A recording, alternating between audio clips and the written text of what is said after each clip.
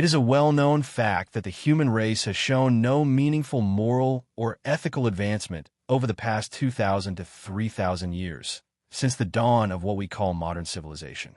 Far from progressing, we have actually regressed in crucial ways. What was once brothers killing brothers in ancient conflicts has devolved into something even more disturbing. Children killing children in our schools and streets today. Meanwhile, new technologies, especially weapons and tools of destruction, have made us exponentially more dangerous to ourselves and each other than ever before. Mentally and emotionally, we remain strikingly childlike in our thinking, impulses, and decision-making. Our psychological and moral maturity has not kept pace with the terrifying power of modern technology and weaponry. As the well-known saying goes, with great power comes great responsibility. Yet humanity has utterly failed to develop the corresponding responsibility and wisdom to match the immense power we now wield. Looking back at the major timeline of human civilization reveals a grim, unchanging pattern rooted in the same destructive impulses: greed, envy, jealousy, lust, hate, and anger. It begins in the biblical narrative with Adam and Eve's expulsion from the Garden of Eden, driven by greed and jealousy. This is followed by Cain's murder of his younger brother Abel, where envy curdled into hatred and violence. Centuries later, King David arranged the death of Uriah to seize Bathsheba, consumed by lust and greed. Even Jesus was betrayed and crucified by his own people, fueled by jealousy, envy, and rage. In the 20th century, the Nazis' genocide of the Jews during World War II stemmed from the same toxic mix: hate, envy, and scapegoating an entire community to justify mass murder and tragedy. This is no mere coincidence. It is a relentless cycle of violence and self-destruction that repeats across eras. The root cause lies within us. As individuals and societies, we permit these seeds of evil to take root and flourish unchecked. That same pattern persists into our modern world, with the identical themes playing out again and again. The war between Russia and Ukraine exemplifies brothers killing brothers, as Slavic peoples, historically and culturally intertwined, continue to slaughter one another in a grinding conflict now entering its 5th year. Russia still occupies roughly 20% of Ukraine, with slow territorial gains in the east offset by Ukrainian drone successes and shifting front lines. Yet no end to the bloodshed is in sight. Similarly, the standoff across the Taiwan Strait echoes this fraternal tragedy. China views Taiwan as a wayward province, and escalating military pressure, including more aggressive rhetoric like crackdown on Taiwan independence in recent policy statements, keeps the threat of invasion alive. The Korean peninsula remains frozen in animosity, with North and South Korea locked in deep-seated hostility. Recent diplomatic overtures from Seoul, pledging respect for the North system and calling for resumed dialogue, offer faint hope, but mutual distrust and North Korea's ongoing nuclear buildup prevent any genuine breakthrough. In the Middle East, cycles of violence show no sign of abating. The region is once again engulfed in conflict, including Israel's expanded ground operations in southern Lebanon against Hezbollah, now displacing over 1 million and killing hundreds in recent weeks, alongside lingering devastation in Gaza and broader tensions involving Iran, creating a powder keg of endless reprisals and suffering. And now Iran is involved in the conflict, which has increased the chance of WW3 nuclear threats. It's no longer an if we will destroy ourselves with nuclear war, but a matter of when we will do it. Humanity's story is one of moral stagnation. Our technological power has grown immensely, but our capacity for wisdom, empathy, and restraint has not. Nuclear weapons now hang over these conflicts like a sword of Damocles.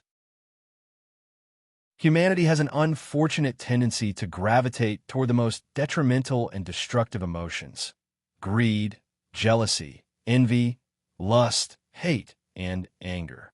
We rush to judge others with hatred and rage, and eagerly fight whoever challenges or displeases us as our first instinct. As a species, we often behave like a dysfunctional, mentally impaired child, trapped in cycles of self-sabotage.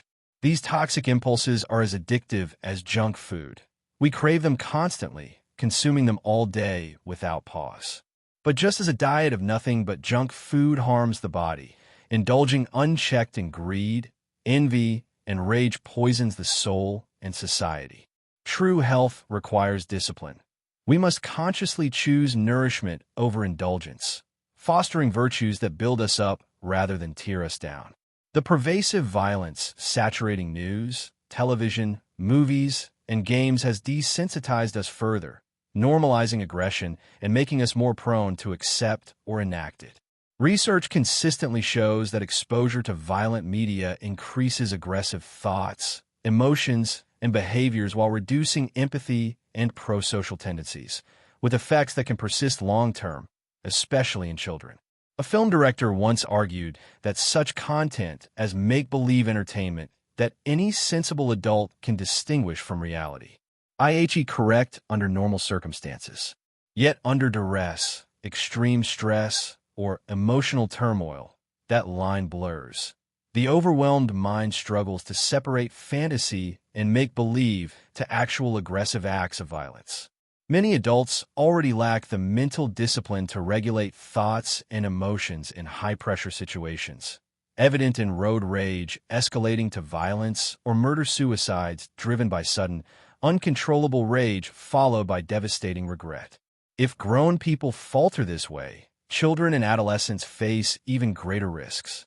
Their still developing emotional mentality makes them highly susceptible to immediate impulses, as seen in tragic cases where teenage breakups spiral into violence, often perpetrated by young men unable to cope with anger and stress. This brings us to the heart of the matter.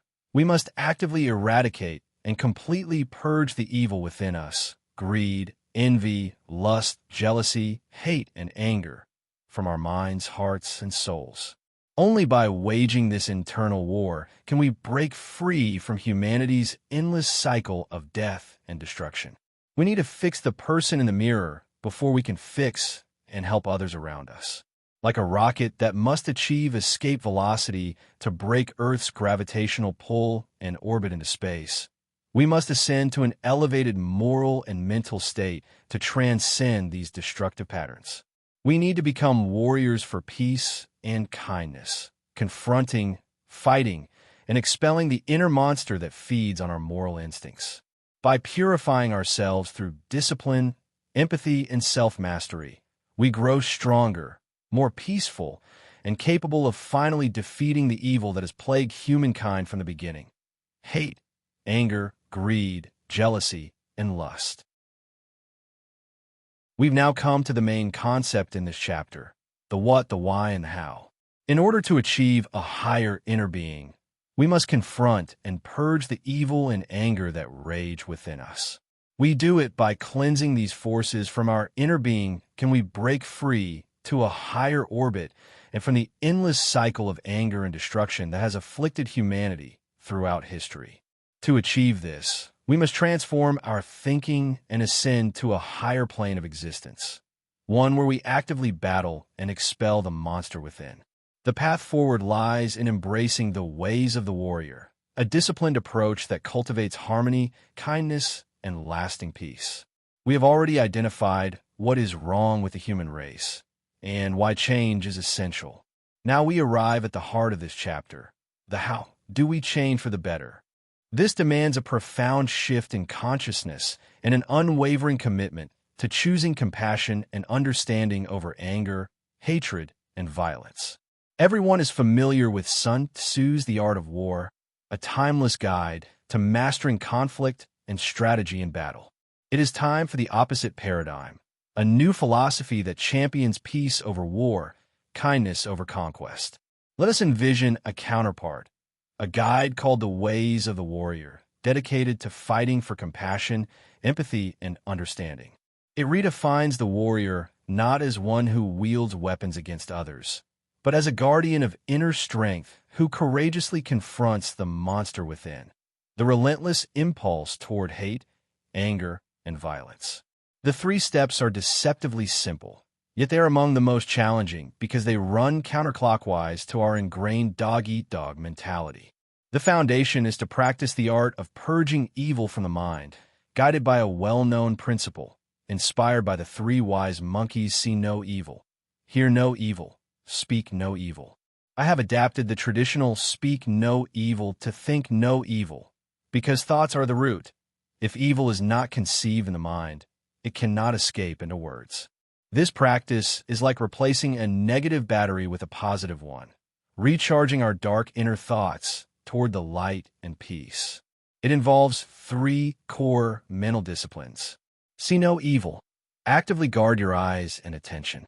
Avoid exposing yourself to images, scenes, or spectacles that stir anger, fear, or hatred. Be mindful of what you consume visually. Choose to look away from what poisons the soul. Hear no evil. Protect your ears with equal vigilance. Steer clear of gossip, toxic conversations, and any speech that sows negativity. Refuse to let destructive words take root in your mind.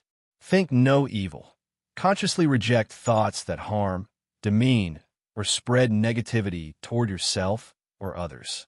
By refusing to entertain evil in your thoughts, you reinforce a commitment to positivity and kindness, cleansing evil from the entire inner soul. If practiced consistently, these disciplines can gradually restore us to a state of innocence, making us kinder, more compassionate beings. Rather than reacting with anger to every frustration or setback, we respond with calm understanding, love, and empathy.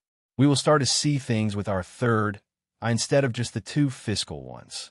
It sounds straightforward, but in practice it is extraordinarily difficult, one of the hardest endeavors a person can undertake. It resembles the rigorous training of an elite athlete preparing for the Olympics or a championship in the NBA, NFL, soccer, or tennis. Such athletes maintain strict diets, laser-focused mental preparation, and relentless discipline around the clock, 365 days a year, with no off-season. The difference here is profound. The battle against inner evil lasts a lifetime. There are no breaks, no vacations. Even in sleep and dreams, the fight continues. You must train your mind to become like a finely honed sword, constantly sharpened and vigilant, never allowed to grow dull or rusty. You can never drop your guard, not even for a second. Only through this lifelong discipline will we gain the strength and clarity to truly purify our hearts and souls, freeing ourselves from the heavy burdens of anger and violence that so often control our thoughts and actions. This purification is essential if we are to overcome evil's grip on us and move toward a more positive and harmonious existence. In this way, we can return to the days of innocence, to the state before Adam and Eve ate from the tree of knowledge of good and evil. Only by reclaiming that purity can we escape humanity's self-destructive patterns of violence that have plagued us since the beginning.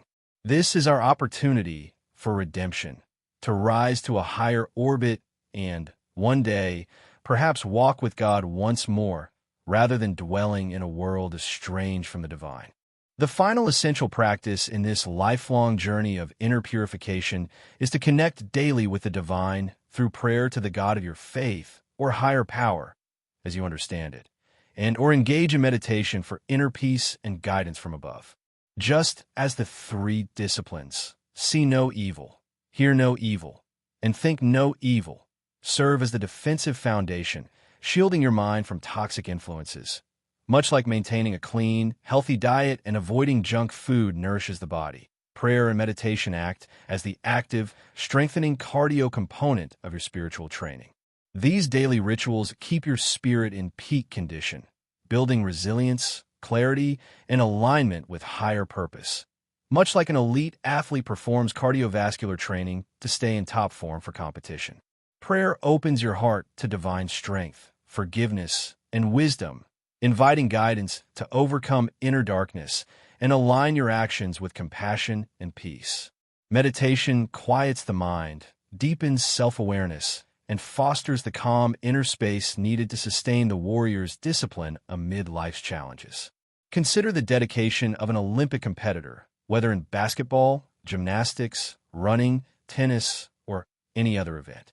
They don't train sporadically.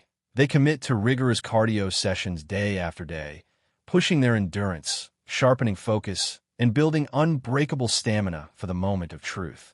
In the same way, your spiritual cardio, consistent prayer and meditation, is non-negotiable. It sustains the inner fire, renews your resolve, and equips you to face the endless battle against anger, hate, and violence within. This practice isn't optional. It's the vital rhythm that keeps the warrior's heart strong, the soul elevated, and the path toward harmony illuminated.